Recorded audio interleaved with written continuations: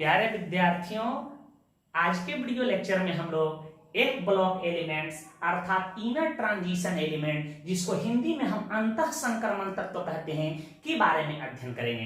पिछले video lecture में हम लोग डी ब्लॉक एलिमेंट्स के एप्लीकेशन, इनके कंपाउंड के एप्लीकेशन को देखे थे, जो बोर्ड एग्जाम के साथ ही कंपटीशन के एग्जाम के दृष्टिकोण से बड़ा ही महत्वपूर्ण था। तो चलिए हम लोग बिना देर किए हुए इसको शुरू करते हैं। यह भी यूनिट 8 में ही सम्मिलित है। तो आप मैट्रिक से ही सुनते आए हैं कि वैसे तत्व जिनका अंतिम इलेक्ट्रॉन हम लोग f ऑर्बिटल में प्रवेश करे तो उसे f ब्लॉक का तत्व कहेंगे। यदि उसका इलेक्ट्रॉनिक विन्यास लिख दें और यदि वह p ऑर्बिटल में उसका लास्ट इलेक्ट्रॉन प्रवेश कर रहा हो तो कहेंगे कि सर वह p ब्लॉक का तत्व है। यदि इलेक्ट्रॉनिक विन्यास लिखा जाए, उसका लास्ट इलेक्ट्रॉन यदि d ऑर्बिटल में प्रवेश कर रहा हो तो आप कह सकते हैं कि वह d ब्लॉक का तत्व है। तो आप आसानी से बोल सकते हो कि सर वैसे तत्व जिनका अंतिम इलेक्ट्रॉन f ऑर्बिटल में प्रवेश करता है उसे f ब्लॉक का तत्व कहा जाता है। परिभाषा रटना नहीं है, दिमाग में बैठाते चलना है, क्लासरूम में ही याद होता जाएगा। जैसे मान लिया जाए कि मेरा परमाणु संख्या एटॉमिक नंबर 64 है और मेरा इलेक्ट्रॉनिक विन्यास लिखा जाए, इलेक्ट्रॉनिक कॉन्फ़िगरेशन लिखा जाए और मेरा लास्ट इलेक्ट्रॉन जो है अर्थात 64वां इलेक्ट्रॉन है, यदि f ऑर्बिटल में प्रवेश करे तो आप कह सकते हैं कि सर जी आप f ब्लॉक के तत्व हैं। तो आप इसको लिखते चलिए, हम बोलते चल रहे हैं। डिफिनीशन आप लिखिए कि वैसे तत्व जिनका अंतिम इलेक्ट्रॉन, हम बोल रहे हैं धीरे धीरे लिखते चलिए, कुछ लिखने वाला बात है, लिखते लिखते हम लोग थक जाते हैं। वैसे तत्व जिनका अंतिम इलेक्ट्रॉन f ऑर्बिटल में प्रवेश करता है उसे f ब्लॉक का तत्व कहा जाता है। वैसे तत्व जिनका अंतिम इलेक्ट्रॉन f ऑर्बिटल में प्रवेश करता है उसे f ब्लॉक का तत्व कहा जाता है। पैराग्राफ चेंज करके लिखिएगा। चूंकि इनका गुण ट्रांजिशन एलिमेंट्स के मध्य परिवर्तित होते रहता है, चूंकि इनका गुण ट्रांजिशन एलिमेंट के मध्य परिवर्तित होते रहता है, इसलिए इन्हें इनर ट्रांजिशन एलिमेंट भी कहा जाता है। इसलिए इन्हें इनर ट्रांजिशन एलिमेंट भी कहा जाता है। पूर्ण विराम दीजिए। कोई पूछे कि क्यों इसे इनर ट्रांजिशन एलिमेंट कहते हैं, कहिएगा इसका गुण ट्रांजिशन एलिमेंट के गुण के बीच ही परिवर्तित होते रहता है, अर्थात इसका गुण ट्रांजिशन एलिमेंट के गुण के तरह ही होता है, इसलिए इसे इनर ट्रांजिशन एलिमेंट भी कहा जाता है। बात आप समझ गए होंगे। एक बात और इसमें नीचे ऐड कीजिएगा, एरो मार्क देकर लिखते चलिएगा पॉइंट वाइज, ताकि आपको पढ़ने में सुविधा हो सके। लिखिएगा ये सभी धातु होते हैं। ये सभी कैसे होते हैं बेटा? ये सभी धातु होते हैं।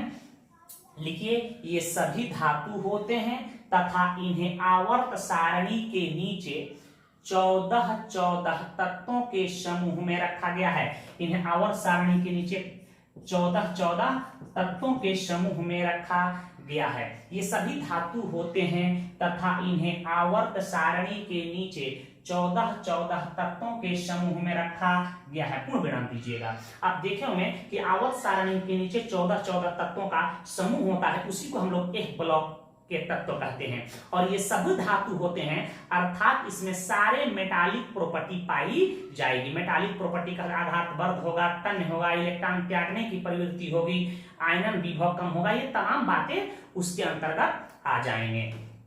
नेक्स्ट एक बात लिखिएगा, देखिए एक ब्लॉक के कोई भी तत्व हो जो या इनर ट्रांजिशन एलिमेंट हो, देखिएगा इनको आवर्त सारणी में ग्रुप 3 में ले जाके मिलाया गया है। तो कई बार ये बोर्ड एग्जाम में प्रश्न पूछे गए हैं कि एक ब्लॉक के तत्व, चाहे वे लेंथेनाइड्स हो चाहे वे एक्टिनाइड्स हो, ये किस ग्रुप के सदस्य माने जाते हैं? तो ये आवर्त सारणी के ग्रुप 3 के सदस्य माने जाते हैं। तो नीचे यहां लिख दिए, ये सभी लिख लीजिए, ये सभी आवर्त सारणी के, ये सभी आवर्त सारणी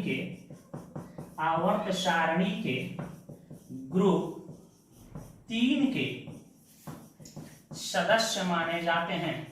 सदस्य माने जाते हैं या सदस्य होते हैं? सदस्य माने जाते हैं, याद रखिएगा। ये सब आवर्त सारणी के ग्रुप 3 के सदस्य माने जाते हैं।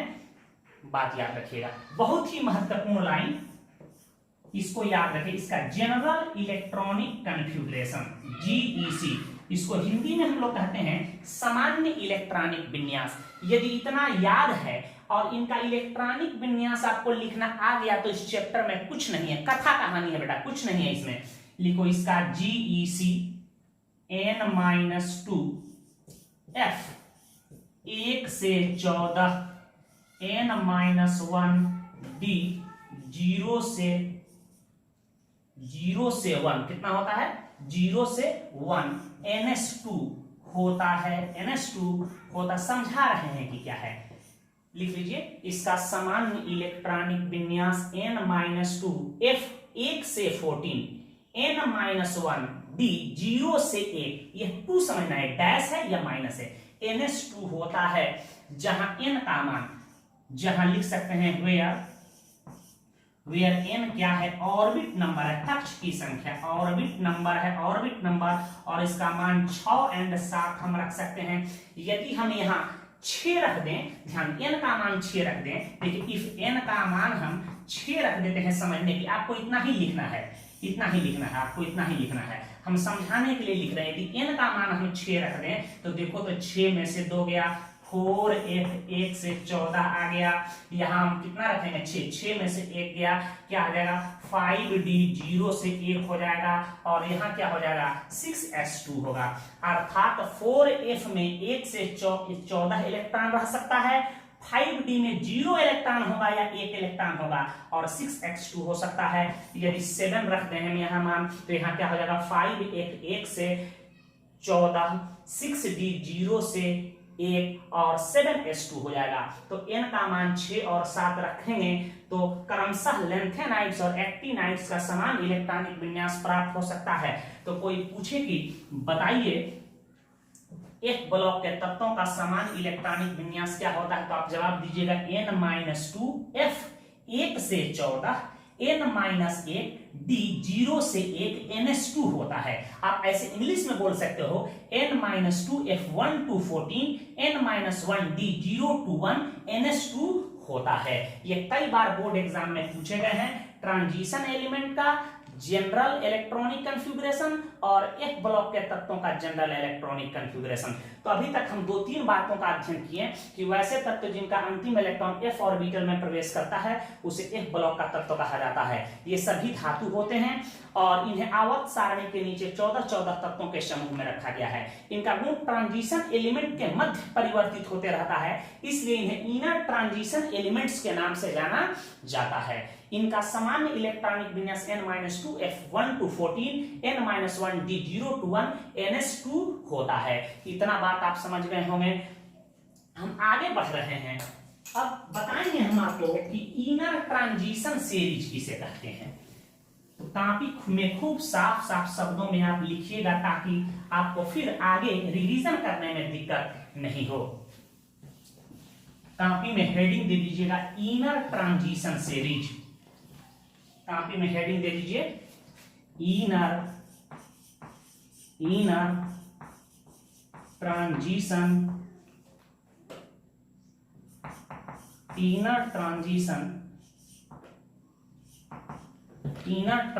Series SERIES inner transition series, इसको हिंदी में हम लोग कहते हैं अंतः संक्रमण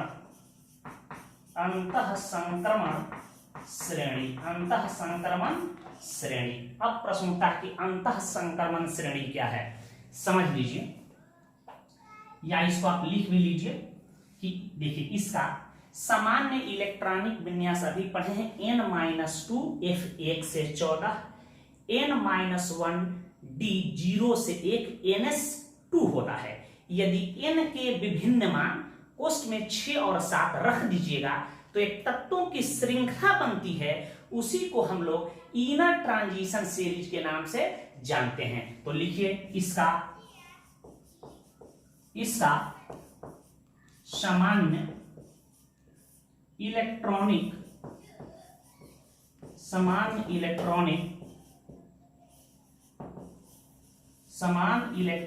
कॉन्फ़िगरेशन n-2 F1 से 14 n-1 D0 से 1 NH2 होता है, NH2 होता है। n का विभिन्न मान, n का विभिन्न मान कितना रखेंगे कोष्ठ में लिख दीजिएगा, n बराबर 6 एंड 7। n का विभिन्न मान रखने पर तत्वों की एक श्रृंखला, तत्वों की एक श्रृंखला, तत्वों की एक श्रृंखला निर्मित होती है, तत्वों की एक श्रृंखला निर्मित होती है जिसे inner transition series, inner transition series कहा जाता है, इनर ट्रांजिशन सीरीज कहा जाता है। डिफिनीशन आपके एग्जाम में नहीं पूछा जाएगा, इससे छोटे छोटे प्रश्न जैसे लेंथेनॉइड कॉन्ट्रैक्शन क्या है, किसी लेंथेनाइड्स या एक्टिनाइड्स के आयन दे देगा, उसका इलेक्ट्रॉनिक विन्यास पूछा जा सकता है। तो डिटेल परिभाषा रखने की जरूरत नहीं है आपको, ताकि कि इनका समान इलेक्ट्रॉनिक विन्यास n-2 F1 से 14 n-1 D0 से 1 और NH2 होता है।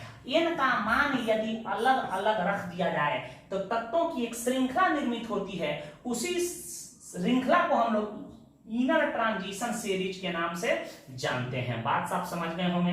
तो हम इनर ट्रांजिशन सीरीज बता रहे हैं, कैसे होगा तो इसे आप नोट कर लीजिए, जल्दी से मिटा रहे हैं इसे बेटा, ध्यान दीजिएगा। हम इनर ट्रांजिशन सीरीज निर्मित करके दिखा रहे हैं छोटू, यहां ध्यान दीजिएगा। एक कॉलम हम बना देते हैं जनरल इलेक्ट्रॉनिक कॉन्फ़िगरेशन के, जनरल इलेक्ट्रॉनिक कॉन्फ़िगरेशन का एक कॉलम बना देते हैं।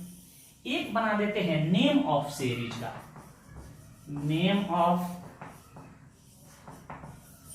ऑफ सीरीज का, और एक बना देते हैं नंबर ऑफ एलिमेंट्स के, नंबर ऑफ एलिमेंट्स के, नंबर ऑफ एलिमेंट्स के। ध्यान दीजिएगा, इसका GEC सब लोग पढ़े, n-2 F1 से 14 n-1 D0 से 1 NH2, यही ना होता है, यही इसका समान इलेक्ट्रॉनिक विन्यास है। ध्यान दीजिएगा, हम बना रहे हैं इफ n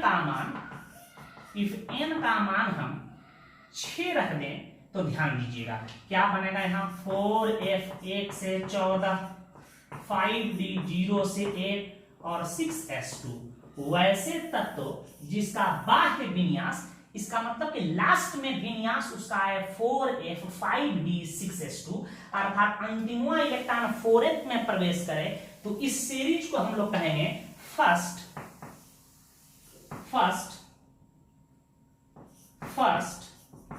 इनर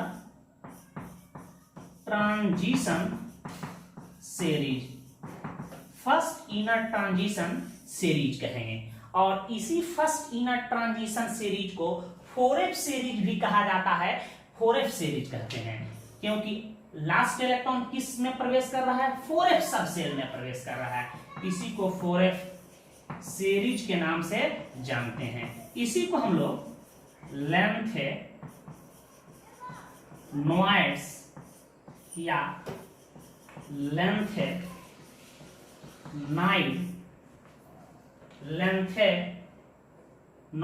या लेंथेनाइड सीरीज के नाम से जाना जाता है। तो कोई पूछे कि किसी तत्व का इलेक्ट्रॉनिक विन्यास हम लिख रहे हैं और अंतिमवा इलेक्ट्रॉन 4F में प्रवेश करे तो हम लोग कह सकते हैं कि सर उसे फर्स्ट इनर ट्रांजिशन सीरीज, और इसी को 4F सीरीज कहते हैं। इसी को लेंथेनॉइड्स या लेंथेनाइड सीरीज के नाम से जाना जाता है, याद रखिएगा। और इस सीरीज में उपस्थित तत्वों को लेंथेनॉइड्स या लेंथेनाइड्स के नाम से जाना जाता है। इसे कैपिटल LN से सूचित किया जाता है। भूप्रपट्टी पर इनकी मात्रा कम पाई जाती है, इसलिए लेंथेनॉइड्स को रेयर अर्थ के नाम से भी जाना जाता है। तो लैंथेनोइड सीरीज में उपस्थित तत्वों को लैंथेनोइड्स कहेंगे। लैंथेनोइड सीरीज में उपस्थित तत्वों को लैंथेनाइड्स के नाम से भी जाना जाता है। उसे 4f सीरीज का तत्व भी कहा जाता है। अब प्रश्न उठता है कि कौन कौन तत्व है, ध्यान दीजिएगा। यह सीरीज सीरियम 58 से शुरू होता है और ल्यूटेटियम 71, इसको कुछ लोग ल्यूटेशियम भी पढ़ते हैं, टी का उच्चारण सा, सीरियम 58 से ल्यूटेटियम 71 तक जाता है। इन कुल तत्वों की संख्या 14 होता है, याद रखिएगा। लेकिन इसी श्रेणी में लैंथेनम 57 को भी शामिल कर लिया जाता है। कोई पूछे कि क्यों इस श्रेणी में लैंथेनम 57 को शामिल किया जाता है जबकि ये डी ब्लॉक का तत्व है? चूंकि लैंथेनम 57 का जो प्रॉपर्टी होता है वह लैंथेनाइड्स के प्रॉपर्टी के रिजेंबल होता है, बहुत ही क्लोज रिजेंबल होता है, लगभग समान होता है। इसलिए लैंथेनम 57 को लैंथेनाइड सीरीज में शामिल कर लिया जाता है। यदि कोई आपसे प्रश्न पूछे कि लैंथेनाइड सीरीज में या फर्स्ट इनर ट्रांजिशन सीरीज में कुल कितने तत्व होते हैं, यदि ऑप्शन में 14 दिया हो तो 14 पर टिक लगाना है, और कह दे कि 14 नहीं दिया हो 15 दिया हो तो 15 भी उत्तर सही होगा। चूंकि लैंथेनम 57 डी ब्लॉक का तत्व है, इसे इस सीरीज में इसलिए शामिल किया जाता है क्योंकि इसका गुण इन सभी के सदृश होता है, याद रखिएगा। तो लैंथेनाइड सीरीज में कुल तत्वों की संख्या 14 होता है। लैंथेनम को इंक्लूड किया जाए तो इनकी संख्या 15 हो सकती है, बात याद रखिएगा। और सीरियम 58 से ल्यूटेटियम 71 तक जाता है। इन तत्वों को भी मैं रटवाऊंगा, बड़ा ही महत्वपूर्ण होते हैं, याद रखिएगा। और इन्हीं तत्वों को हम लोग रेयर अर्थ के नाम से जानते हैं, और इन्हीं तत्वों को हम लोग लैंथेनोइड्स या लैंथेनाइड्स के नाम से भी जानते हैं, या इसी को कहेंगे 4f सीरीज के तत्व हैं, या कह सकते हैं फर्स्ट इनर ट्रांजिशन सीरीज के तत्व हैं। बात आप समझ गए होंगे। दूसरा इफ n का मान हम 7 रख दें, यह पहला बात है, याद रखिएगा। n का मान 7 रख दें तो बाह्य विन्यास आएगा हमारा कितना, देखिए 5 7 में से 2 गया, 5f 1 से 14, यहाँ क्या आ जाएगा 6d 0 से 1d। 6d सब सेल में या तो 0 या 1 इलेक्ट्रॉन होना चाहिए। प्रश्न उठता है कि किसका 1 होगा किसका 0 होगा, इसकी चर्चा हम इलेक्ट्रॉनिक विन्यास में करेंगे। और यह 7s2 होगा। वैसे डी ब्लॉक के तत्व जिसका बाह्य विन्यास 5f6d 7s2 आए तो कहेंगे कि सर जी वह कैसा है, उसी को हम लोग कहेंगे second inner transition series. Second inner transition series, या इसी को हम लोग कहेंगे 5f सीरीज। 5f सीरीज कहेंगे। 5f सीरीज का तत्व है क्योंकि इलेक्ट्रॉन 5f सब सेल में प्रवेश कर रहा है। इसी को हम लोग एक्टिनोइड या एक्टिनाइड सीरीज, एक्टिनोइड या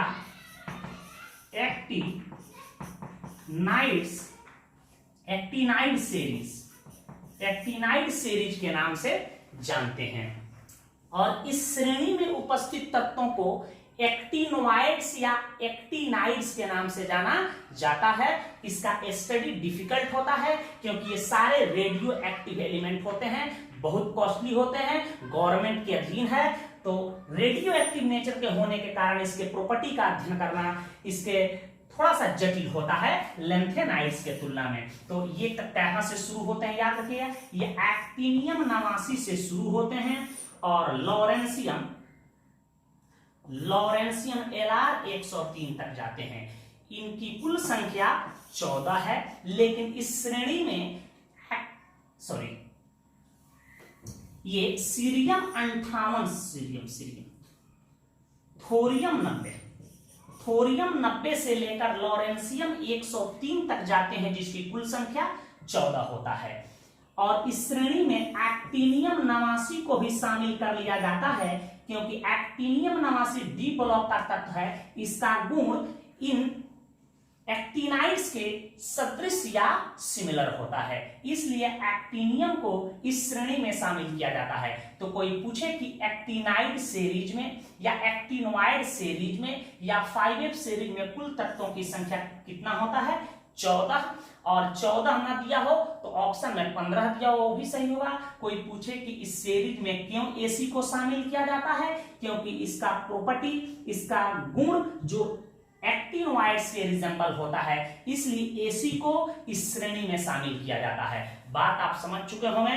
तो इनको हम लोग 5F सीरीज के तत्व कहेंगे, 90 से लेकर 103 तक, और 58 से लेकर 71 तक के तत्वों को हम लोग क्या कहेंगे, 4F सीरीज के तत्व कहेंगे। ये सभी धातु होते हैं और ये सब एक ब्लॉक के तत्व होते हैं और इन्हें आवर्त सारणी के ग्रुप 3 का सदस्य माना जाता है। तो यदि आपको यह समान इलेक्ट्रॉनिक विन्यास याद है, या आप यूं कहें कि लेंथेनाइड्स या एक्टिनाइड्स का यह बाह्य विन्यास आपके जिहन में है, तो इलेक्ट्रॉनिक विन्यास लिखना आसान हो जाएगा। और जो ही इलेक्ट्रॉनिक विन्यास आप सही सही लिख देंगे, सवाल आसानी से बन जाएगा। तो पहले इसे नोट करें, हम आगे की ओर बढ़ते हैं। तो चलिए हम लोग जानते हैं कि लेंथेनोइड्स किसे कहेंगे और लेंथेनोइड सीरीज का डेफिनेशन क्या होगा। कोई आपसे पूछ दे तो क्या जवाब दीजिएगा? आप जवाब दीजिएगा कि सर लेंथेनम 57 के बाद 4F ऑर्बिटल में इलेक्ट्रॉन भरने से निर्मित तत्वों की श्रेणी को लेंथेनोइड सीरीज या 4F सीरीज या फर्स्ट इनर ट्रांजिशन सीरीज कहा जाता है। कोई पूछे क्या तो कहेगा लेंथेनम 57, चूंकि यह डी ब्लॉक का तत्व है, इसके बाद क्या आता है हमारा 4F। तो लेंथेनम 57 के बाद 4F ऑर्बिटल में इलेक्ट्रॉन भरने से जो तत्वों की श्रृंखला, तत्वों की एक श्रेणी निर्मित होती है, उसी को हम लोग लेंथेनोइड सीरीज के नाम से जानते हैं, या उसी को 4F सीरीज के नाम से जानते हैं, क्योंकि इलेक्ट्रॉन 4F में भरता है, और इसे फर्स्ट इनर ट्रांजिशन सीरीज के नाम से जानते हैं। और इस श्रेणी में, इस श्रृंखला में जो तत्व उपस्थित होते हैं उसे हम लोग लेंथेनोइड्स या लेंथेनाइड्स के नाम से जानते हैं। तो कोई पूछे कि लेंथेनोइड्स क्या है तो कहिएगा सर लेंथेनाइड सीरीज में उपस्थित तत्वों को हम लोग लेंथेनाइड्स या लेंथेनोइड्स के नाम से जानते हैं। भूपरपट्टी पर, अर्थ क्रस्ट पे इसकी मात्रा न्यून पाई जाती है, बहुत कम मात्रा में ये पाए जाते हैं, इसलिए इन्हें रेयर अर्थ एलिमेंट्स कहा जाता है, पृथ्वी के दुर्लभ तत्व कहलाते हैं। इसे एलन से सूचित किया जाता है। कहीं मैं एलन बना दूं रिजेक्शन में तो कहिएगा कि सर एलन का मतलब वो 14 जो हम लेंथेनाइड्स जानते हैं, सीरियम 58 से लेकर ल्यूटेटियम 71 तक, वह 14 तत्वों को रिप्रेजेंट करने के लिए हम एलन वर्ड यूज करेंगे, याद रखिएगा। एलन का मतलब लॉग नहीं समझना है, इसे कैपिटल एलन से सूचित किया जाता है। ये सभी धातु होते हैं और ये आवर्त सारणी के ग्रुप 3, याद रखिएगा, और पीरियड 6 के सदस्य माने जाते हैं, क्योंकि इसका लास्ट वैलेंस ऑर्बिट 6 होता है, इसलिए 6 पीरियड के सदस्य माने जाते हैं। अब एक प्रश्न आता होगा कि सर ये रेयर अर्थ एलिमेंट होते हैं तो ये कैसे, ये कहां पाए जाते हैं, कैसे निकाला जाता है? देखिए एक रेडियो एक्टिव खनिज है मोनाजाइट, एक प्रकार का फॉस्फेट खनिज है, मिनरल है, ठीक है। इसमें यूरेनियम थोरियम भी पाया जाता है, इसके कारण यह रेडियो एक्टिव होता है। तो मोनाजाइट जो एक प्रकार का खनिज है जो Brazil, India, Australia, south Africa, America आदि में पाया जाता है, इसी से इसको हम लोग लेंथेनाइड्स को प्राप्त कर लेते हैं। और इस लेंथेनाइड्स के मिश्रण जो होते हैं उनको पृथक करना बड़ा कठिन होता है, तो आगे इसकी हम लोग चर्चा करेंगे। तो कोई प्रश्न पूछे कि यह कैसे प्राप्त होते हैं तो कहिएगा एक रेडियो एक्टिव खनिज है, मोनाजाइट से इसकी प्राप्ति की जाती है। और ये कैसा होता है? यह एक प्रकार का फॉस्फेट खनिज होता है और मोनाजाइट रेडियो एक्टिव नेचर का होता है। हीलियम का भी यह प्रमुख स्रोत है मोनाजाइट, और सूर्य जो है हीलियम का भी प्रमुख स्रोत होते हैं। तो इसकी चर्चा हम आगे करेंगे, वैसे नोट में इसको लिखवा देते हैं, इसे नोट कर लीजिए। अब हम लोग जो 14 लेंथेनाइड्स हम लोग पढ़े हैं, लेंथेनाइड सीरीज में जो 14 एलिमेंट है उसको याद करने की ट्रिक्स और उसकी इलेक्ट्रॉनिक विन्यास बता रहे हैं, कहीं आपको दिक्कत नहीं होगा, इसे नोट कर लें। चलिए तो हम लोग लेंथेनोइड्स को याद करने की ट्रिक्स को देख लें और इससे संबंधित कुछ महत्वपूर्ण बातों को भी हम लोग देख लें। देखिए आप कॉपी में इसे ऐसे खड़ा लिखिएगा और साइड में इसका नाम भी लिखते चलिएगा, ताकि आपको नाम में कहीं कंफ्यूजन नहीं हो। नाम भी याद होना चाहिए, कभी कभी भाइभा में आपसे नाम भी पूछे जा सकते हैं। देखिए यह सीरियम है यह 58 जो दिखाई दे रहा है इसका एटॉमिक नंबर है। यह बता रहा है कि इसमें प्रोटॉन की संख्या 58 है और परमाणु चूंकि उदासीन है तो इसमें इलेक्ट्रॉन की संख्या भी 58 होगा।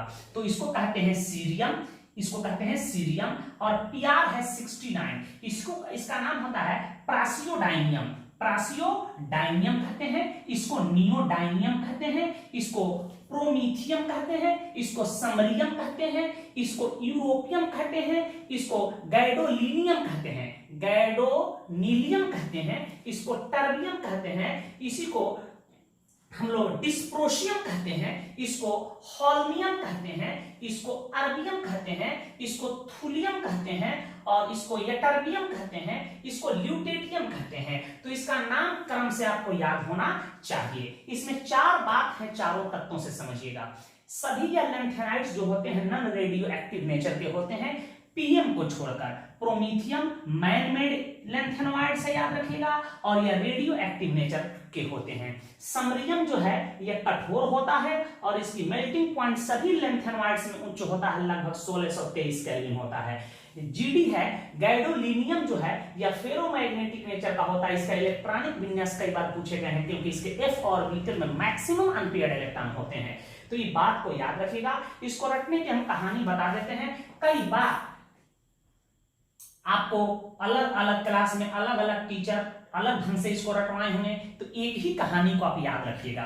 इसको रटने की तरीका याद रखिएगा। सीने पे क्या कहिएगा, सीने पे, सीने पर नदियां प्रेम समाई, सीने पे नदियां, सीने पे नदियां प्रेम समाई, सीने पे नदियां प्रेम समाई, सीने पे नदियां प्रेम समाई, यूं गदगद, यूं गद गद तब दिल हुआ, तब दिल हुआ, अरे अरे तुम यूं ही लाजवाब हो, लाजवाब हो। बहुत सारे कहानी हम लोग जो पढ़े थे उस समय हमारे सर जी ऐसे रटवाए थे, बचपन से ही सेट है कि सी पर नंद, पीएम श्रीमती यूरोप, जीडी टब डी होर, टीएम ने किया वाईडी का लूट, टीएम ने किया वाईडी का लूट। तो एक कोई कहानी आपको याद कर लेना है जल्दी जल्दी लिखने के लिए कि सीने पर नदिया प्रेम समाई, यूं गदगद तब दिल हुआ, अरे तुम यूं ही लाजवाब हो, यूं ही लाजवाब हो। जल्दी से लिख देना है आपको, इसका नाम भी याद होना चाहिए। और एक बात याद रखिएगा कि इनकी प्राप्ति, इनकी अकरेंस हम लोग कहां से करते हैं, तो याद रखिएगा लैंथेनोइड्स नोट में इस बात को ऐड कर लीजिएगा कि मोनाजाइट, मोनाजाइट या इसी को हम लोग मोनाजाइट सैंड कहते हैं, मोनाजाइट सैंड एक रेडियो एक्टिव खनिज है, याद रखिएगा। रेडियो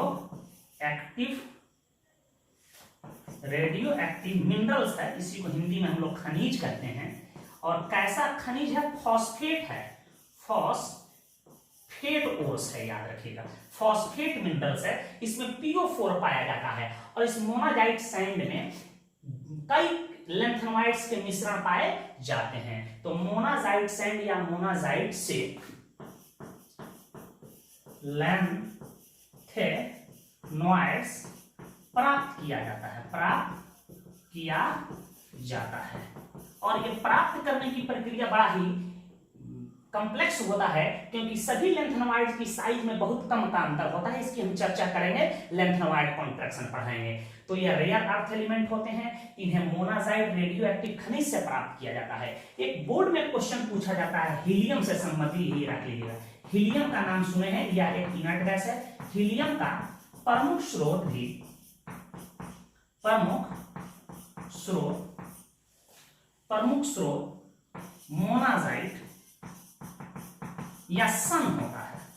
वैसे हम लोग ग्रुप 18 पढ़ेंगे तो चर्चा करेंगे। तो इसे आप नोट कर लीजिए कि पीएम जो है रेडियो एक्टिव होता है, समरियम जो है कठोर होता है, जीडी फेरोमैग्नेटिक नेचर का होता है। रटने की ट्रिक्स याद रखिएगा, सीने पे नदिया प्रेम समाई, यूं गदगद तब दिल हुआ, अरे तुम यूं ही तुम यूं ही लाजवाब हो। तो इसे नोट करें। इसके हम जनरल प्रॉपर्टी को बताने जा रहे हैं लेंथेनॉइड्स के।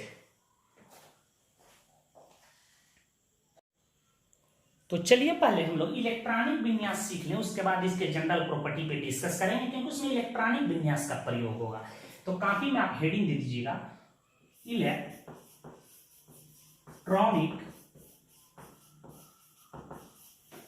Configuration of lanthanides. हम लोग लेंथेनाइड्स का इलेक्ट्रॉनिक विन्यास देखेंगे। अब हमसे नहीं पूछिएगा कि इलेक्ट्रॉनिक विन्यास लिखते कैसे हैं। 11th एटॉमिक स्ट्रक्चर में पूरे 118 तत्वों का लिखने का तरीका बता चुके थे। पुनः डी ब्लॉक में हम बताए हैं। जो नए बच्चे आए थे दूसरे जगह से पढ़ के, जिनको कंसेप्ट ही नहीं था बिल्कुल, उनको बिल्कुल 1.5 महीना बेसिक कंसेप्ट दे करके हम केमिस्ट्री को शुरू किए हुए थे। तो देखिए, सबसे पहले इसका जानना है कि इसका आउटर इलेक्ट्रॉनिक कन्फिगरेशन, या इसी को हम लोग कह सकते हैं जनरल इलेक्ट्रॉनिक कन्फिगरेशन, क्या होता है। अभी देखें हैं 4f 1 से 14, n 4f 1 से 14, 5d 0 से 1 और 6s2 होगा। अर्थात इसका इलेक्ट्रॉनिक विन्यास लिखेंगे तो लास्ट में इतना कन्फिगरेशन आना चाहिए। तो आपको ये भी बनाने की जरूरत नहीं कि किस सब सेल में हमको इलेक्ट्रॉन भरना है। टेक्निक याद रखना कि 4f यूज करेंगे, 5d यूज करेंगे, 6s2 हम यूज करेंगे। और अब प्रश्न आता है कि 3 तत्वों के इलेक्ट्रॉनिक विन्यास में d0 होगा कि d1 होगा। तो एक बात याद रख लीजिएगा खुल्लम खुल्ला एकदम, ताकि दिक्कत आपको कहीं नहीं। 3 ही तत्व है, सीरियम 58 है, जीडी 64 है और ल्यूटेशियम या ल्यूटेशियम 71 है। इसमें 5d1 होता है, 5d1 होता है, 5d1 होगा, 5d1 होगा। बाकी तत्वों में 5d0 कर देना है आपको। कोई पूछे कि ऐसा क्यों होता है, तो ये 3 तत्वों की stability half field and full field के आधार पर किया जाता है, अर्ध भरे और पूर्ण भरे नियमों के आधार पर किया जाता है। 3 ही तत्वों में d1 कर देना है, बाकी d0। तब हमको इलेक्ट्रॉन 6s2 हो जाएगा और 5d में 0 सब तत्वों में कर देंगे, 3 तत्व आएगा तो d1 कर देंगे और बाकी इलेक्ट्रॉन 4f में भरना है। अब देखिए हम शुरू करते हैं। जैसे सीरियम 58 का लिखना हो, हम इनर्ट गैस के सहारे ही लिखेंगे। तो जिस तत्व का लिखना होता है उससे कम परमाणु संख्या वाले इनर्ट गैस का चुनाव किया जाता है। तो 58 का लिखना है तो किसका चुनाव करेंगे, जेनन 54 का। याद होना चाहिए। अब देखिए रटने की भी जरूरत नहीं, जेनन 54 को हम स्क्वायर ब्रैकेट में लिख देंगे। अब क्या यूज करेंगे, कोई दिक्कत नहीं, टोटल उतार दो। देखो यहाँ 4f बढ़ते क्रम में भी है, 5d और यहाँ देखो 6s2 है।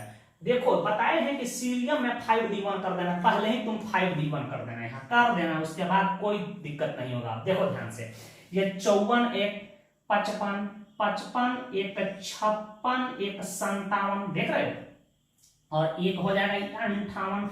Date is our correct answer. देखो कितना आसान है। क्या किए हैं, अब जेनन यूज करना है और इतना ही यूज करना है आपको। इसी प्रकार कह देगा कि नहीं भाई PR59 का लिखियो, ठीक है, प्रासियोडाइनियम का आप लिखियो। तो कैसे लिखिएगा भैया, है देखो ध्यान से, है जेनन क्या लिख दोगे, 4f 5d 6s, पहले ही 0 कर देना।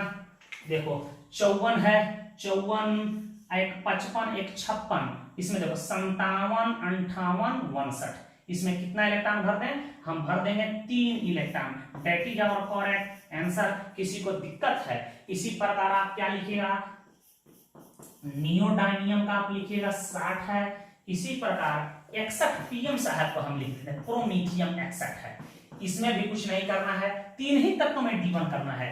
क्या यूज कर देंगे भैया, बता, जेनन यूज कर देंगे, 4f और मीटर को बढ़ते क्रम घटते क्रम में कुछ नहीं लिखना, ऑलरेडी ये सब चीज सजे हुए हैं। टेक्निक याद रखना है, 4f यूज कर दो, 5d यूज कर दो, 6s यूज कर दो, पहले ही इसमें 0 भर देना ताकि कोई दिक्कत आपसे नहीं हो। अब यहाँ देखो 54 और 2 56, 56 1 57 58 59 60 61, कितना भर दे भैया, 5 भर दें। 5 और 2 7, 54 और 7 जोड़ लो 61 होता है, ठीक है, 54, 55, 56, 57, 58, 59, 60, 61। बात आप समझ गए हो। इसी प्रकार GD 64 का आपसे कोई पूछ दे, इसका इलेक्ट्रॉनिक विन्यास कंपटीशन तक पूछा गया है, ध्यान दीजिएगा। तो क्या करेंगे, 54, 4F, 5D, 6S। देखो इसमें D1 होता है, पहले ही D1 कर देंगे। देखो 54, एक 55, एक 56, एक 57 और 57 और 7 64 होता है। देख लो, अर्ध भरे ऑर्बिटल अस्थायी होते हैं। F ऑर्बिटल अर्ध भरा है 7, और पूर्ण भरा हो तो 14। इसी प्रकार बीच में आप लिखना ल्यूटेटियम, हम 71 का लिख के दिखा रहे हैं, यहाँ ध्यान देना कैसे लिखेंगे इसको। देखो तो इसका लिखना हो हम लोग तो कैसे लिखेंगे बेटा, जेनम 54, एरो मार्क देगा ही लिखो ना तुम, 4F सजा देना, 5D सजा देना, 6S। देखो इसमें भी एक होता है, 3 तत्वों में सीरियम है, गैडोलीनियम है, ल्यूटेटियम है, इसमें 5D1 कर देना, बाकी तत्वों में 5D0। बताओ एलयू में होगा 5D1, पहले ही 1 कर देना है। अब देखो यहाँ 54, एक 55, एक 56, एक 57, 57 और क्या हुआ 14 हमारा होता है 71। तो that is our correct answer. इसी प्रकार आयन का पूछ दे तो आयन का भी आप लिख सकते हैं। एक दो हम आयन का बता रहे हैं, यहाँ ध्यान दीजिएगा। आपसे कोई पूछ दे कि आप GD+3 का इलेक्ट्रॉनिक विन्यास लिखिए, घबराने की बिल्कुल जरूरत नहीं। सबसे पहले GD का लिखेंगे, एटॉमिक नंबर भी याद मुझे 64 होता है, याद रखिएगा। तो क्या लिखेंगे, जेनम टेक्निक याद 4F, 5D, 6S लिख सकते हैं। पहले एक कर दो, 54, एक 55, 56, 57 और 7 64। ऑर्बिटल हमारे क्या हैं, बढ़ते हुए क्रम में ऑलरेडी सजे हैं, बढ़ते क्रम में सजाना है। पॉजिटिव चार्ज के बराबर इलेक्ट्रॉन को घटा लेना, 3 इलेक्ट्रॉन को माइनस कर दो। जेनम देखो तो 2, 1, 3 गायब हो जाएगा, 4F7। That is our correct answer. आप बात समझ चुके हो। इसी प्रकार आपसे कोई पूछ दे कि ल्यूटेशियम+3 का आप लिख के दिखाइए, YB+2 का आप लिख के दिखाइए। होमवर्क दे रहे हैं, आप इसको घर कीजिएगा, एक ऑब्जेक्टिव क्वेश्चन बताएंगे। इसी प्रकार आपसे कह दे कि सीरियम 4+ का लिख के दिखाइए। इसी प्रकार आपसे कह दे कि PM3+ का लिख के दिखाइए, PM3+ का लिख के दिखाइए, U3+ का लिख के दिखाइए। आपको घर लिखना है इन तत्वों का इलेक्ट्रॉनिक विन्यास, और बाकी जो बचे हैं उसको लिख के देखना है कि आप लिख पाते हैं कि नहीं। इसके आधार पे ऑब्जेक्टिव क्वेश्चन कैसे पूछे जाते हैं उसको भी देख लीजिएगा, कैसे पूछा जा सकता है ऑब्जेक्टिव। एक दो हम ऑब्जेक्टिव बता रहे हैं, यहां ध्यान दीजिए। हाँ, एक लड़का पूछे सर लैंथेनम 57 का पहले लिख दीजिए, बता रहे हैं ऑब्जेक्टिव क्वेश्चन के माध्यम से ही। जैसे पूछ दे कि GD+3 के F ऑर्बिटल में कितने अनपेयर्ड इलेक्ट्रॉन हैं। ऑप्शन आपसे दे दे 4, 5, 7, डी में दे दे 3। आपको हल करना है। तो सबसे पहले हम GD64 का इलेक्ट्रॉनिक विन्यास लिख लेंगे 3+ का। एटॉमिक नंबर याद नहीं हो तो सवाल नहीं बनेगा। जेनम 54, 4F याद होंगे, 4F, 5D, 6S पहले एक भर देंगे। सीरियम में, गैडोलीनियम में, ल्यूटेटियम में D1 कर देना है पहले, ताकि कंफ्यूजन समाप्त हो। 54, 1, 55, 56, 57, 57 और 7 64। क्लियर है, बढ़ते क्रम में है, पॉजिटिव चार्ज के बराबर इलेक्ट्रॉन को घटा लो। देखो क्या बच गया, यह तो गायब हो गया 2, 1, 3। अब लिखने की जरूरत नहीं, 4F7। हमको 4F ऑर्बिटल में पूछ रहा है अनपेयर्ड इलेक्ट्रॉन, तो F ऑर्बिटल के लिए कितना बॉक्स बनाते हैं सबको पता है, बताओ कितना बनाते हैं हो, 7 बॉक्स बनाते हैं। यहां देखो p ऑर्बिटल में 3 बनाते हैं, d ऑर्बिटल में 5 बनाते हैं, 1, 2, 3, 4, 5, 6, 7। इसको हम लिखेंगे हम लोग 4F7। हुंड के नियम अनुसार इलेक्ट्रॉन को हमको भरना है, 7 इलेक्ट्रॉन है, 1, 2, 3, 4, 5, 6, 7। बताओ अनपेयर्ड इलेक्ट्रॉन जिसको हम n मानते हैं कितना है, 7 है। अर्थात यह बता रहा है कि यह पैरामैग्नेटिक नेचर का भी होगा, इसके यह जलीय विलयन में या ठोस अवस्था में या रंगीन भी होगा, एफएफ ट्रांजिशन होने लगेगा। तो भैया इसका उत्तर क्या होगा, 7 होगा। तो हम 7 पे चिन्ह लगा देंगे। बात आप समझ में आ गया होगा। इसी प्रकार ऑब्जेक्टिव क्वेश्चन देगा, आप घर पे अभ्यास कीजिएगा, क्वेश्चंस बैंक में देख लीजिएगा आया है कि नहीं। कुछ और प्रश्न कई बार एग्जाम में पूछे गए। एक लड़का पूछा सर लैंथेनम 57 का, देखिए यह डी ब्लॉक का तत्व है, तो इसके एफ ऑर्बिटल में इलेक्ट्रॉन जाने की कोई पॉसिबिलिटी नहीं है। अब देखो क्या इसका भी लिखना है, जेनम 54 लिख देते हैं, 4f 6d 4f 5d6s। अब देखो इसमें हम इलेक्ट्रॉन भर रहे हैं, सबसे पहले इसकी एनर्जी कम होती है, 54, एक 55, एक 56 और एक है 57 हो गया। चूंकि यह डी ब्लॉक का तत्व है तो हमारा इसमें एक इलेक्ट्रॉन चला गया, बाकी तो अब इलेक्ट्रॉन है नहीं, इसकी कुल इलेक्ट्रॉनों की संख्या 57, तो इसमें 0 हो जाएगा। इसी को पीरियोडिक टेबल में ऐसे कोई किताब लिख दिया हो, जेनम लास्ट में लिख दिया हो 5d1 और 6s2, तो दिक्कत नहीं, 4f को छोड़ दिया है। बात आप समझ गए होंगे, that is our correct answer. तो इस तरह से आप इलेक्ट्रॉनिक विन्यास चाहे तो लिख सकते हैं। हम इसके प्रॉपर्टी के बारे में बता रहे हैं, इसे नोट करें। चलिए तो हम लोग लैंथेनाइड्स के प्रॉपर्टीज को देख लें। कॉपी में हेडिंग दे दीजिएगा, प्रॉपर्टीज ऑफ लैंथेनाइड्स। इसका हिंदी हुआ लैंथेनाइड्स के गुण। इसका सबसे महत्वपूर्ण गुण पहला जो मैं बता रहा हूं, ध्यान दीजिएगा। जो लैंथेनाइड्स जो दिखाई देते हैं वे चांदी के तरह सफेद मुलायम धातु होते हैं, परंतु जब इसे खुली हवा में छोड़ दिया जाता है तो यह अपने ही ऑक्साइड का एक पतली लेयर का निर्माण कर लेते हैं, जिसके कारण इसकी पृष्ठीय चमक, ऊपरी सतह का चमक घट जाता है। और कौन से ऑक्साइड बनाते हैं, Ln2O3 बनाते हैं, Ln2O3। ठीक है, चूंकि हम जानते हैं कि लैंथेनाइड्स का कॉमन ऑक्सीडेशन स्टेट 3 होता है, अर्थात इसकी सामान्य वैलेंसी 3 होगा और ऑक्साइड की वैलेंसी 2 होता है। तो फॉर्मूला क्या बनता है, Ln2O3। यहाँ Ln के जगह पर किसी भी लैंथेनाइड्स को प्रायः रखा जा सकता है। तो पहला बात याद रखिएगा, ये चांदी के तरह सफेद मुलायम धातु होते हैं, खुली हवा में छोड़ दिया जाता है तो अपने ही ऑक्साइड के पतली लेयर का निर्माण कर लेते हैं, जिसके कारण इसकी पृष्ठीय चमक घट जाती है।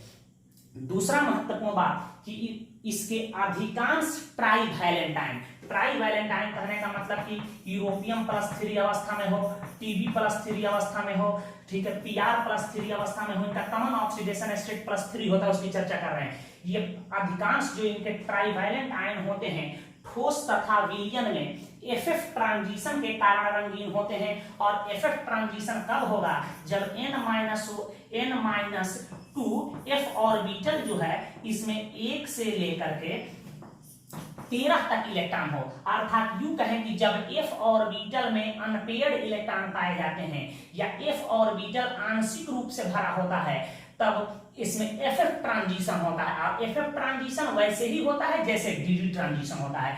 तो इतना डिटेल जानने की जरूरत नहीं, याद रखिएगा कि इनके ट्राईवैलेंटाइन ठोस तथा विलयन में एफएफ ट्रांजिशन के कारण रंगीन होते हैं, या दूसरे शब्दों में कह सकते हो कि ट्राईवैलेंटाइन ठोस या विलयन में रंगीन होते हैं, क्योंकि इसका एफ ऑर्बिटल आंशिक रूप से भरा होता है। आंशिक रूप से भरा होगा तो एफएफ ट्रांजिशन होगा। एक वैज्ञानिक थे, बहुत बड़े विद्वान, सरमेन स्मिथ, क्या बताया, या भी आप नोट में याद रखें, सरमेन स्मिथ, एग्जांपल भी इसका लेंगे, सरमेन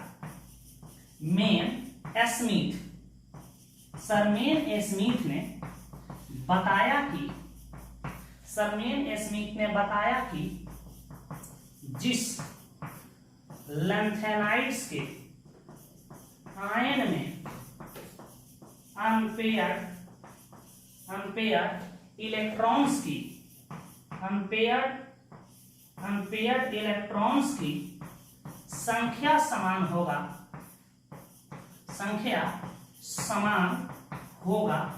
उनका रंग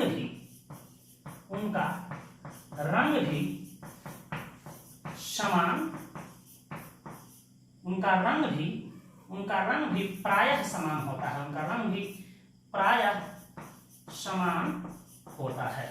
उनका रंग भी प्रायः समान होता है। इसका हम एक एग्जांपल लेके आपको दिखा रहे हैं, ध्यान दीजिए।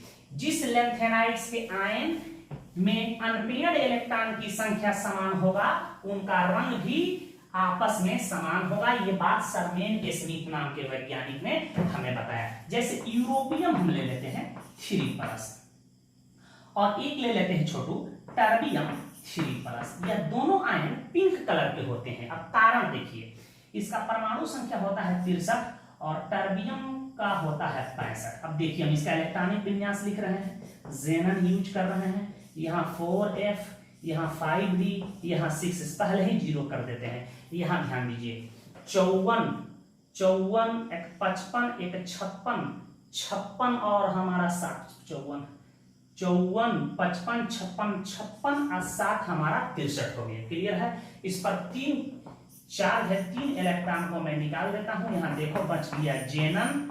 4f6 बच गया। हम इसमें अनपेयर्ड इलेक्ट्रॉन की संख्या 1 2 3 4 5 6 4f6 भर देते हैं। 1 2 3 4 5 6। इसमें अनपेयर्ड इलेक्ट्रॉन देखो तो अनपेयर्ड इलेक्ट्रॉन इसमें कितना बेटा दिखाई दे रहा है? 1 2 3 4 5 6 तो खाली है। इसमें अनपेयर्ड इलेक्ट्रॉन दिखाई दे रहा है 6। अब हम Tb+3 का इलेक्ट्रॉनिक विन्यास लिख रहे हैं। Zn 4f 5d 6s, पहले इसमें 0 कर देंगे। 54 और 2 56, 56 और 9 होता है 65। इसमें से हम कितना चार्ज को घटा दें? 3 इलेक्ट्रॉन को घटा दें। देखो तो Zn 4f, इसमें से 2 तो निकल गए, यहाँ 8 बच गया। यह हमारा इसका इलेक्ट्रॉनिक विन्यास हुआ। ध्यान दीजिएगा। अब देखिए, अब हम इसको हम बॉक्स में सजा लेते हैं। 1 2 3 4 5 6 4f8, 1 2 3 4 5 6 7 8 इलेक्ट्रॉन को सजा दो। 1 2 3 4 5 6 7 8। देखो अनपेयर्ड इलेक्ट्रॉन 1 2 3 4 5 6। इसमें क्या है? अनपेयर्ड इलेक्ट्रॉन कितना है? इसमें 6 है। देख रहे हैं कि यूरोपियम+3 में और टर्बियम+3 में अनपेयर्ड इलेक्ट्रॉन की संख्या समान है। जब ये समान होगा तो सरमेन स्मिथ ने बताया कि इनका रंग भी समान होना चाहिए। तो यह दोनों याद रखिएगा, किस कलर के दिखाई देते हैं? पिंक कलर के, पिंक कलर के दिखाई देते हैं। इसी प्रकार जो भी लैंथेनाइड्स के आयन होंगे, यदि उनमें अनपेयर्ड इलेक्ट्रॉन की संख्या समान होगा तो उनका रंग भी आपस में समान होगा।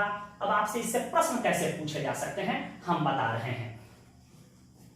एक प्रश्न हम बता रहे हैं, बाकी प्रश्न का उत्तर आपको घर लिख के लाना है। ऐसे क्वेश्चन पूछा जा सकता है। जैसे आपसे पूछ सकता है कि Tm+3 रंगीन होता है, रंगीन या इसी का कलर ग्रीन, हाँ देगा ग्रीन। Tm3+ रंगीन होता है क्यों? आपको जवाब लिखना है। क्वेश्चन ऐसे ही दे देगा कि Lu3+ कलर लेस होता है क्यों? वही कंसेप्ट आपको यूज करना है जो हम पढ़ा चुके हैं डी ब्लॉक में। सबसे पहले इसका इलेक्ट्रॉनिक विन्यास लिखेंगे, और यदि इसका f ऑर्बिटल पूर्ण रूप से भर गया हो या खाली हो तो कहेंगे कि इसमें FF ट्रांजिशन नहीं होगा, और जब FF ट्रांजिशन नहीं होगा तो यह कलरलेस होगा। और यदि इसके f ऑर्बिटल में अनपेयर्ड इलेक्ट्रॉन हो या f ऑर्बिटल आंशिक रूप से भरा हो तो कहेंगे कि इसमें FF ट्रांजिशन होगा और वह रंगीन होगा। सवाल में जो रंग दिया हो लिख देंगे, या हम लिख देंगे कि रंगीन होता है। आगे उच्च वर्ग में जाइएगा तो कलर के बारे में भी जानकारी होगी, किस कलर का कौन होता है, कभी कभी पूछा जाता है। तो देखिए इस सवाल को हम कैसे बना रहे हैं, एक इसमें से हम बता के दिखा रहे हैं आपको। जैसे आपसे कह दे कि Lu, दूसरा का उत्तर हम लिख रहे हैं, क्वेश्चन संख्या 2 का हम उत्तर लिख रहे हैं। Lu3+ लिख दे तो फटाफट हम इसका इलेक्ट्रॉनिक विन्यास लिख देंगे 4f। सारा चीज इलेक्ट्रॉनिक विन्यास पर ही निर्भर करेगा। 5d 6s, पहले ही इसमें हम 1 कर देंगे, पता है। सीरियम में, जीडी में और ल्यूटेटियम में हम 1 कर देंगे। 54 और 2 56, 56 एक 57, 57 और 14 होता है हमारा कितना 71, इसकी एटॉमिक नंबर 71 होता है। तो इसमें हम कितना घटा दे बेटा, 3 इलेक्ट्रॉन को घटा देते हैं। देखो तो क्या बच गया, 4f14 बच गया। अब देखिए हम क्या करेंगे, एटॉमिक नंबर नहीं देता, आपको याद होना चाहिए। इसको हम क्या सजा लेंगे, बॉक्स में 1 2 3 4 5 6, 4f14 हुंड के नियमानुसार सजा लो इलेक्ट्रॉन को, 1 2 3 4 5 6 7 8 9 10 11 12 13 14। देख रहे हैं कि इसका f ऑर्बिटल पूर्ण रूप से भरा है। लिख सकते हैं कि ल्यूटेशियम +3 के इलेक्ट्रॉनिक कॉन्फ़िगरेशन से स्पष्ट है कि इसका f ऑर्बिटल पूर्ण रूप से भरा है, पूर्ण रूप से भरा है। अतः इसमें, और यदि पूर्ण रूप से नहीं भरा होता तो एफ ट्रांजिशन होता, पूर्ण रूप से भरा है, अतः इसमें एफ ट्रांजिशन संभव नहीं है। इसलिए Lu3+ कलरलेस होता है। इसी प्रकार और प्रश्न दिया हो तो बना लीजिएगा कि कलर्ड होगा कि कलरलेस। यदि यह पूर्ण रूप से भरा हो या खाली हो एकदम तो समझना है कि कलरलेस होगा, और यदि आंशिक रूप से भरा हो तो एफ ट्रांजिशन होगा। जैसे कि हम लोग डी ब्लॉक के तत्व में देखे थे कि आंशिक रूप से डी ऑर्बिटल भरा रहता था तो डी ट्रांजिशन होता था, और जब भी डी ट्रांजिशन होता था वे उस आयन के लवण या वो आयन रंगीन दिखाई देते थे। इसे नोट कर लीजिए, आगे प्रश्न आप बनाइएगा। हम नेक्स्ट प्रॉपर्टी को बता रहे हैं। इसके कुछ और प्रॉपर्टी को आप देख लीजिए। देखिए इसका मेल्टिंग पॉइंट जो होता है, अभी बताए भी थे, 1000 से लेके 1200 केल्विन होता है। इसी के बीच यह वैरी करते रहता है, लेकिन समरियम का मेल्टिंग पॉइंट अधिक होता है। आपको बताया था इन सभी लैंथेनाइड्स में 1623 केल्विन होता है। इसके पास टिपिकल मेटालिक स्ट्रक्चर पर होता है। आपको बताया था, अभी पढ़ाएंगे हम सॉलिड स्टेट में कि बीसीसी क्या होता है, एफसीसी क्या होता है। तो इन लैंथेनाइड्स के पास एक मेटालिक स्ट्रक्चर पाया जाता है, अपनी विशेष संरचना होती है, और तथा ये उष्मा एवं विद्युत के चालक होते हैं। आपको बताया था जब ये मेटल है तो ये उष्मा एवं विद्युत के चालक होंगे। ये आसानी से अपने इलेक्ट्रॉन को त्यागते हैं। धातु का गुण है कि ये इलेक्ट्रॉन को आसानी से त्यागते हैं, क्योंकि इसका आयनन विभव कम होता है। ये आसानी से अपने इलेक्ट्रॉन को त्यागते हैं, अतः ये एक अच्छा अवकारक है। आप रिड्यूसिंग एजेंट का, जो आसानी से इलेक्ट्रॉन को लॉस करता है वह रिड्यूसिंग एजेंट कहलाता है। तो ये अच्छे रिड्यूसिंग एजेंट का कार्य करते हैं। इतना बात याद। पांचवा प्रॉपर्टी थोड़ा महत्वपूर्ण है, याद रखिएगा। ये variable oxidation state transition element के ही भांति यह परिवर्तनशील ऑक्सीकरण अवस्था को प्रदर्शित करते हैं। इसका कॉमन ऑक्सीडेशन स्टेट याद रखिएगा +3 होता है। इसके अतिरिक्त यह +2 और +4 ऑक्सीडेशन स्टेट को भी प्रदर्शित करते हैं। जैसे ल्यूटेटियम +3 है, टीएम +3 है, YB+3 है, YB+2। 1-2 एग्जांपल दे देना। अब एक दिमाग में प्रश्न आता है या प्रश्न उठता होगा कि सर यह ट्रांजिशन एलिमेंट की भांति बहुत सारे ऑक्सीडेशन स्टेट को प्रदर्शित नहीं करता है। क्यों? यह लिमिटेड ऑक्सीडेशन स्टेट को प्रदर्शित करता है। इसके कारण को समझ लीजिए। पहले इसको ऊपर से हम मिटा रहे हैं, ध्यान दीजिएगा। इसके लिमिटेड ऑक्सीडेशन स्टेट होने का कारण समझिए आप। देखिए इसके 4f जो होते हैं और 5d जो सबसेल होते हैं, इसमें जो एनर्जी गैप जो होता है ज्यादा होता है, इसलिए यह लिमिटेड ऑक्सीडेशन स्टेट को ही प्रदर्शित करते हैं। कोई पूछे कि क्यों यह लिमिटेड ऑक्सीडेशन स्टेट को प्रदर्शित करते हैं, आप जवाब दीजिएगा कि 4f और 5d सबसेल की एनर्जी जो होती है वह का डिफरेंस ज्यादा होता है, इसलिए यह लिमिटेड ऑक्सीडेशन स्टेट को प्रदर्शित करती है। +3, +2, +4 को प्रदर्शित करता है। इसका कॉमन ऑक्सीडेशन स्टेट +3 होगा। एक चीज और याद रखिएगा, इसी में नीचे आपको जोड़ लेना है कि यदि 4f में 0 हो, 7 हो, 14 इलेक्ट्रॉन हो तो वह मोर स्टेबल होगा। याद रखिएगा वह कैसा होगा, मोर स्टेबल होगा।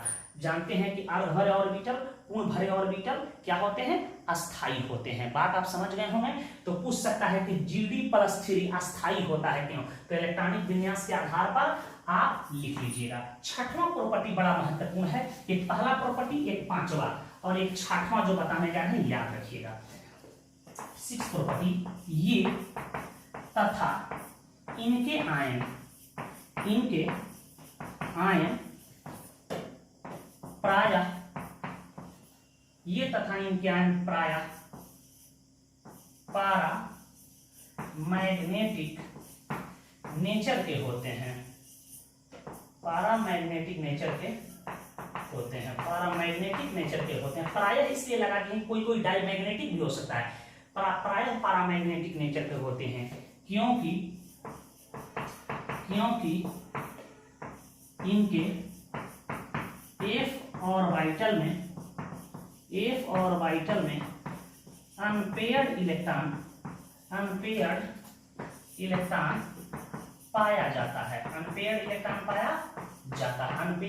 पाया जाता है। कब पारामैग्नेटिक होगा ये भी जान लीजिए। यदि 4F में 1 से लेकर के 13 तक इलेक्ट्रॉन हो तो इसमें अनपेयर्ड इलेक्ट्रॉन होगा, बॉक्स में भरेंगे। जब ही 1 से 13 तक आ जाए हमें इलेक्ट्रॉनिक विन्यास तो लिख देंगे कि वह बिल्कुल पारामैग्नेटिक होता है, वह पारामैग्नेटिक नेचर का होगा। और 4F में हमें इलेक्ट्रॉनिक विन्यास में 0 आ जाए या 14 आ जाए तो कहेंगे कि इसमें पेयर्ड इलेक्ट्रॉन होगा, और पेयर्ड इलेक्ट्रॉन होगा तो कैसा होगा, डायामैग्नेटिक होगा। वह डायामैग्नेटिक होगा। और डायामैग्नेटिक क्यों होता है, पेयर्ड इलेक्ट्रॉन के कारण होता है। ये बात याद रखिएगा। एक चीज और याद रखिएगा, इसके चुंबकीय गुणों की व्याख्या नोट में लिख लीजिएगा, उसके बाद क्वेश्चन कराते हैं। इसके चुंबकीय गुणों की व्याख्या एक्टिनाइड्स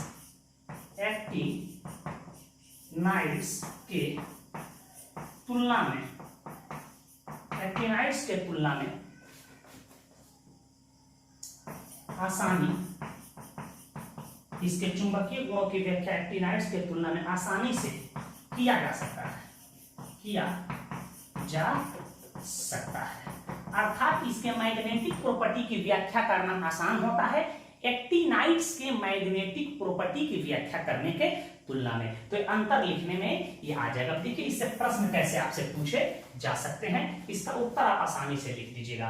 तो छठवां प्रॉपर्टी याद रखिएगा कि ये तथा इनके प्रायः पारामैग्नेटिक नेचर के होते हैं। आपसे क्वेश्चन पूछ सकता है छोटू, यहां ध्यान दीजिए। कह देगा यूरोपियम+3 पारामैग्नेटिक नेचर का होता है क्यों। इसी प्रकार क्वेश्चन पूछ सकता है आपसे कि Tm3+ पारामैग्नेटिक नेचर का होता है क्यों। क्वेश्चन पूछ सकता है आपसे ल्यूटेशियम-3+ दे देगा, ल्यूटेशियम-3+ डायामैग्नेटिक नेचर का होता है क्यों। कोई क्वेश्चंस दे दे घबराने की जरूरत नहीं है, जिसका पूछे उसका हम इलेक्ट्रॉनिक विन्यास लिख देंगे। पहला क्वेश्चन को हम हल कर दे रहे हैं। यूरोपियम-3+, इसका एटॉमिक नंबर सबको पता है 63 होता है बेटा। कितना होता है 63। देखो इलेक्ट्रॉनिक विन्यास लिख रहे हैं, जेनम 4f5d6s, पहले ही 0 कर देते हैं। 54 और 2 56, 56 और 7 63 होता है। 3 इलेक्ट्रॉन को घटा दो, देखो कितना बच गया, जेनम 4f6 बॉक्स में भर दो। 1 2 3 4 5 6, 1 2 3 4 5 6 7, 4f6 इलेक्ट्रॉन भर दो। 1 2 3 4 5 6 7 6 लिख सकते हैं अनपेयर्ड इलेक्ट्रॉन, जिसको हम n कहते हैं। कितना बेटा 1 2 3 4 5 6 तो खाली है 6 आ गया। और जो ही अनपेयर्ड इलेक्ट्रॉन दिखाई, एक भी अनपेयर्ड इलेक्ट्रॉन होता तो पैरामैग्नेटिक था। तो इलेक्ट्रॉनिक विन्यास अब आना चाहिए। लिख सकते हैं कि U+3 के इलेक्ट्रॉनिक कंफिगरेशन, एग्जाम में पूरा लिखिएगा, वैसे एक ब्लॉक से ऐसा क्वेश्चन नहीं पूछा जाता है। इलेक्ट्रॉनिक कंफिगरेशन से स्पष्ट है कि U+3 के f ऑर्बिटल में अनपेयर्ड इलेक्ट्रॉन उपस्थित है, अतः यह पैरामैग्नेटिक नेचर का होगा, पैरामैग्नेटिक नेचर का होगा। That is our correct answer. तो इस तरह से आप प्रश्न को लिख सकते हैं। इसमें पेयर्ड इलेक्ट्रॉन आएगा तो ये डायमैग्नेटिक है। एक दो ऑब्जेक्टिव करा रहे हैं और नेक्स्ट प्रॉपर्टी का डिस्कशन नेक्स्ट वीडियो लेक्चर में हम लोग करेंगे, इसे नोट करें। देखिए ये 2-3 मल्टीपल चॉइस क्वेश्चन हम दिए हैं आपको। यदि एक बात समझ चुके होंगे तो आप निश्चित रूप से बना लीजिएगा कि निम्न में से कौन पैरामैग्नेटिक नेचर का है। सबका इलेक्ट्रॉनिक पैरामैग्नेटिक नेचर का नहीं है, तो जिसका डी ऑर्बिटल पूर्ण रूप से भरा हो या खाली हो वही हमारा क्या होगा, पैरामैग्नेटिक नेचर का नहीं होगा। तो आप इलेक्ट्रॉनिक विन्यास लिख के चेक कर लीजिएगा Gd+3 का कौन सा विन्यास सही है।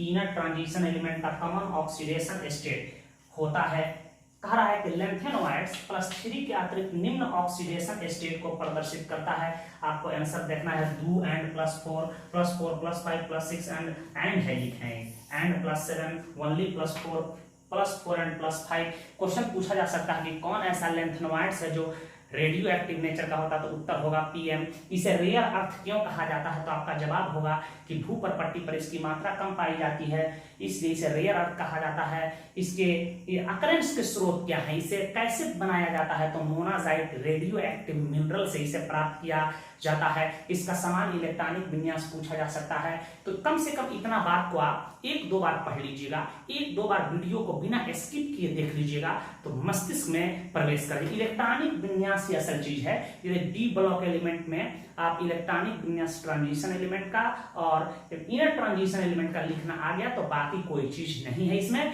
बाकी सब कथा कहानी है। तो हम लोग नेक्स्ट वीडियो लेक्चर में इसके नेक्स्ट प्रॉपर्टी को डिस्कस करेंगे और इसमें एक सबसे महत्वपूर्ण प्रॉपर्टी आती है इसके आयनिक रेडियस और एटॉमिक रेडियस। इससे क्वेश्चन पूछा जाता है लैंथेनोइड कॉन्ट्रैक्शन क्या है और इसके कंसीक्वेंस, इसका परिणाम क्या होता है, ठीक है, इसका रिजल्ट क्या होता है। इन तमाम चीजों पर हम चर्चा करेंगे। उसके बाद हम लोग एक्टिनोइड्स को पढ़ेंगे और उसके बाद जो सिलेबस से पार्ट हटा दिया गया है KMnO4 K2Cr2O7 के preparation, physical property, chemical property पर भी डिस्कस कर लेंगे ताकि कंपटीशन में आने वाले प्रश्न आपसे छूटे नहीं। धन्यवाद।